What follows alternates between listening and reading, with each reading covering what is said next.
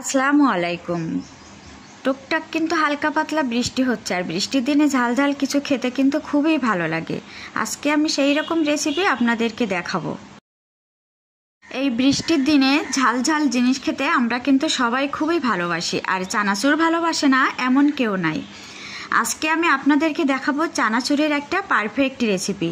বৃষ্টির দিনে যদি বিকালবেলা চানাচুর, মরিচ কাটা, তারপরে কাঁচা পেঁয়াজ কুচি, ধনিয়া পাতা, তারপরে আচারের তেল দিয়ে যদি মাখানো হয় চানাচুর মাখা, তাহলে কিন্তু মন্দ না।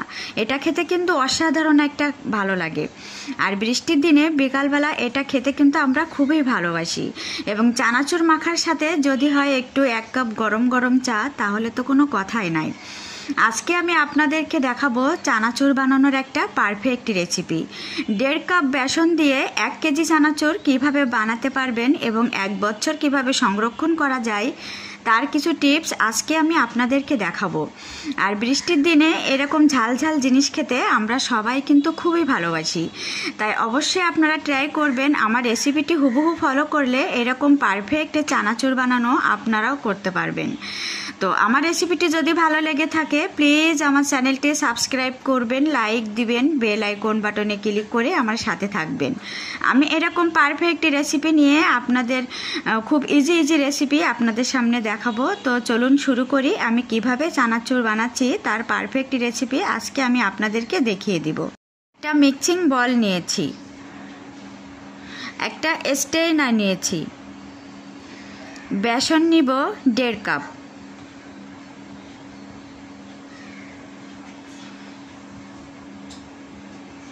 এগুলো এখন ভালোভাবে চেলে নিব। মাস্ট আপনারা চেলে নেবেন, তাহলে ব্যাটারটা একদম পারফেক্ট হবে। আমার চেলে নেওয়া হয়ে গিয়েছে, অবশিষ্ট অংশ আমি ফেলে দিয়েছি।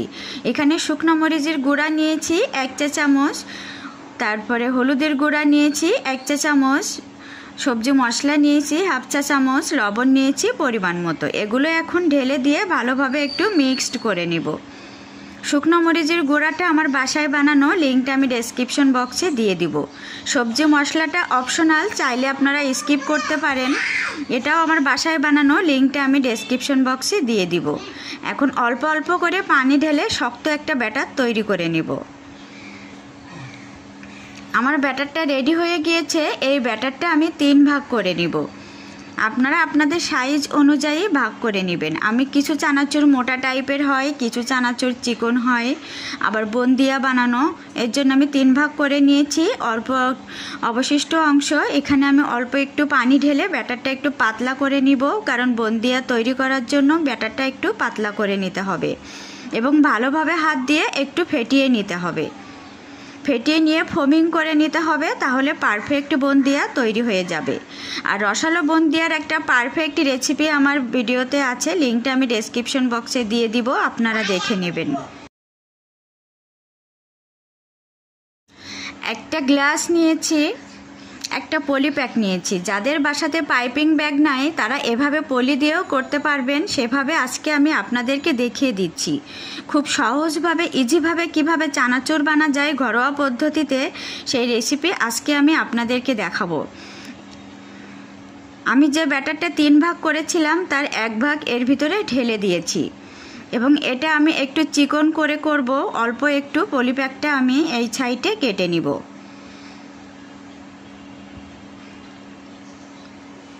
এই সাইডে অল্প একটু কেটে নিব যাতে চিকনগুলো পড়ে, কারণ চানাচুরের ভিতরে চিকন টাইপেরও থাকে।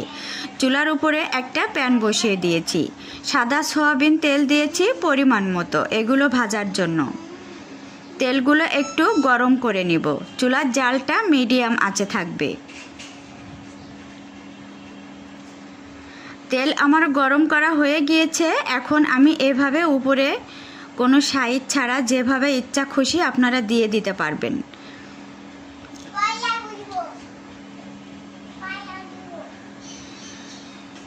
এভাবে রেখে একটু মচমচা করে ভেজে নিতে হবে।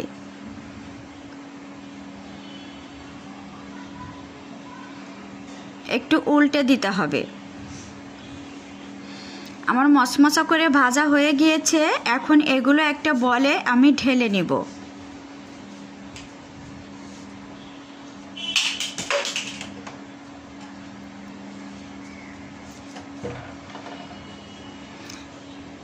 এটা যেভাবে ইচ্ছা খুশি আপনারা তেলের উপরে দিতে পারেন, কারণ এগুলো ভেঙে গুঁড়া করা হবে।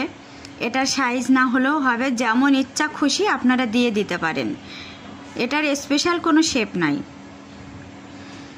এভাবে মিডিয়াম আঁচে রেখে একটু ভাজা ভাজা করে নিয়েছি। এখন আরেক অংশ আমি ঢেলে একটু মোটা করে কেটে নিয়েছি, কারণ চানাচুরির ভিতরে যে মোটা সাইজের থাকে সেই মোটা সাইজটা এখন আমি এখানে করে নিচ্ছি। আর এটা একটু টাইম নিয়ে ভেজে নিতে হবে, কারণ এটা একটু মোটা টাইপের, এটা মচমচা হতে একটু টাইম লাগবে। আর এই সময় জালটা একটু মিডিয়াম আঁচে রাখতে হবে, কারণ ভাজার আগেই পুড়ে যাবে, মচমচা হওয়ার আগে এগুলো পুড়ে যাওয়ার সম্ভাবনা থেকে যাবে। এই জন্য মিডিয়াম টু লো আঁচে রেখে একটু সময় নিয়ে এটা মচমচা করে ভেজে নিতে হবে। আমার এটা মচমচা করে ভাজা হয়ে গিয়েছে। এখন আমি একটা বলে উঠিয়ে নিব তেল ঝরিয়ে রাখার জন্য।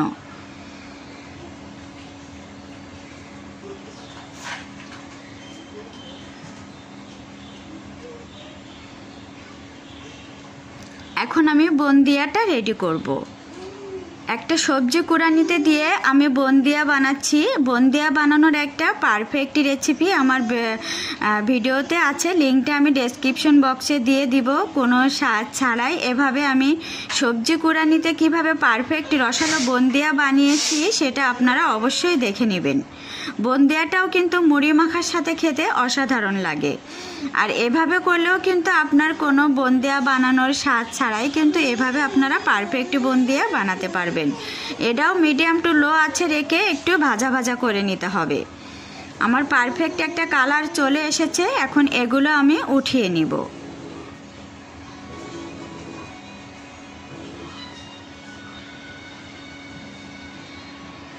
দেখেন কত পারফেক্ট হয়েছে, সেটা দেখেই কিন্তু বোঝা গিয়েছে।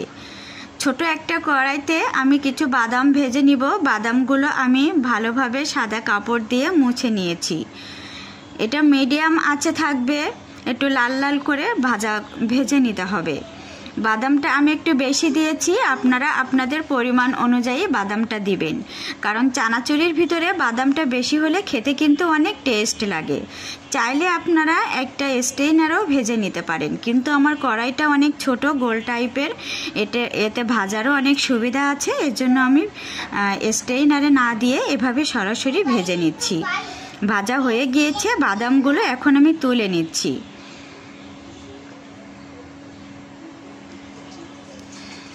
এখন আমি কিছু ডাবলি ডাল, চটপটি বানানোর যে ডালগুলো আমরা তৈরি করি সেই ডালগুলো এখন ভেজে নিব। এই ডালটা আমি 1 ঘন্টা পানিতে ভিজিয়ে রেখে দিয়েছিলাম, এখন পানি ঝরিয়ে রেখে আমি ভেজে নিচ্ছি। ডাবলি ডালটা কিন্তু মিডিয়াম টু লো আঁচে রেখে ভেজে নিতে হবে। এইটা ভাজতে কিন্তু একটু টাইমটা বেশি লাগে, তাই অবশ্যই আপনারা ট্রাই করবেন মিডিয়াম আঁচে রেখে হাতে একটু সময় নিয়ে ভেজে নেওয়ার জন্য।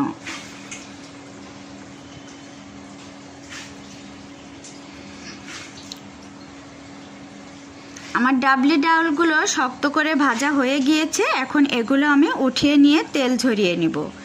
এখন এখানে কিছু দেখেন আমি মটরশুঁটি দিয়েছি। এটা আমি ফ্রোজেন করে রাখি বাজার থেকে কিনে এনে, ওটা আমি পানি ঝরিয়ে নিয়েছি।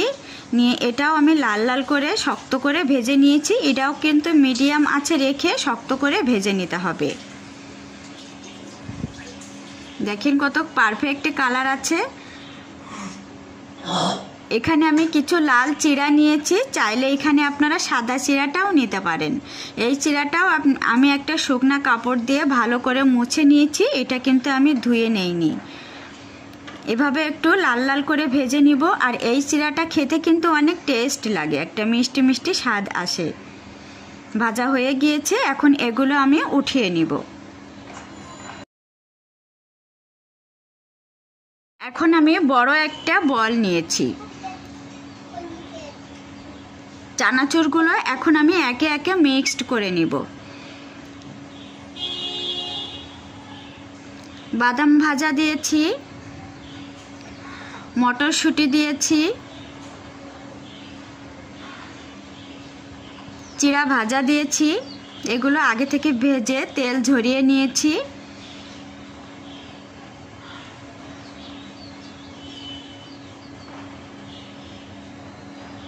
এখন এগুলো হাত দিয়ে একটু মিক্সড করে নিব, আলতো হাতে এগুলো ভেঙে নিব। দেখেন কত মচমচা হয়েছে, এগুলো কিন্তু একেবারেই ভেঙে যাচ্ছে।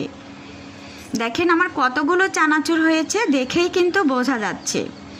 এখন আমি মশলাটা রেডি করে নিব।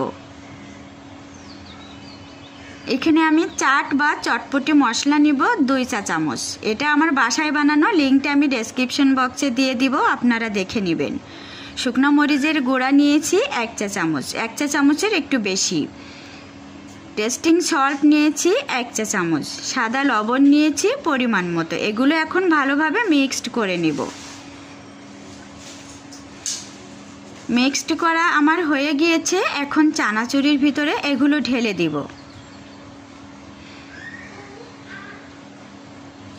উপর থেকে চারিদিকে ছড়িয়ে দিব। ভালোভাবে মিক্সড করে নিব। দেখেন আমার 1 কেজির বেশি চানাচুর কিন্তু হয়েছে, বলটা কিন্তু অনেক বড়। আমার রেসিপিটি যদি ভালো লেগে থাকে প্লিজ আমার চ্যানেলটি সাবস্ক্রাইব করবেন, লাইক দিবেন, বেল আইকন বাটনে ক্লিক করে আমার সাথে থাকবেন। এরকম পারফেক্ট রেসিপি নিয়ে আমি আপনাদের সামনে আবার হাজির হয়ে যাব। দেখেন কত পারফেক্টলি চানাচুর বানিয়ে আজকে আমি আপনাদেরকে দেখিয়ে দিয়েছি।